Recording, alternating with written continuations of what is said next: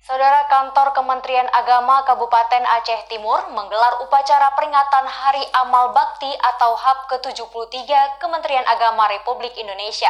Acara tersebut berlangsung di lapangan pusat pemerintahan Kabupaten Aceh Timur, Jalan Medan, Banda Aceh.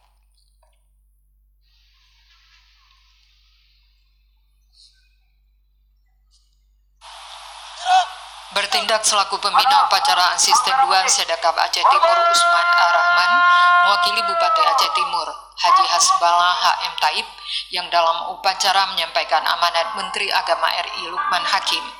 Menteri Agama mengajak seluruh masyarakat untuk selalu menjaga kebersamaan umat. Lukman Hakim juga berpesan kepada seluruh ASN harus menjadi teladan dalam kesederhanaan dan nilai kinerja yang baik. Ia juga menyampaikan memasuki tahun 2019, 6 sasaran program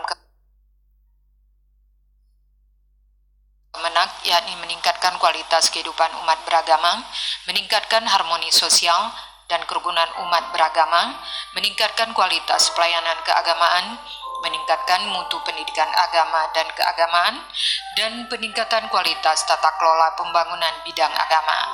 Kemenak Aceh Timur Marzuki Ansari mengatakan dalam kegiatan tersebut juga dilakukan pemberian 2 satya lencana kepada pegawai yang masa bakti kerja 10 dan 30 tahun. Hari ini puncak daripada berbagai kegiatan yang kita lakukan.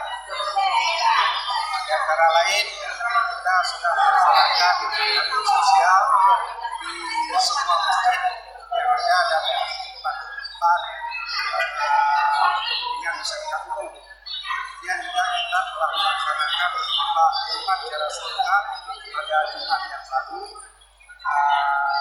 Kemudian juga kita sudah melaksanakan berbagai macam perlombaan.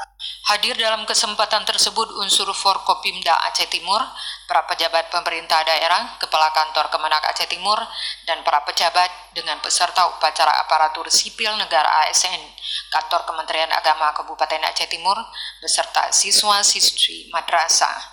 Dari Aceh Timur, Said Maulana, TVRI melaporkan. Saudara, pertumbuhan ekonomi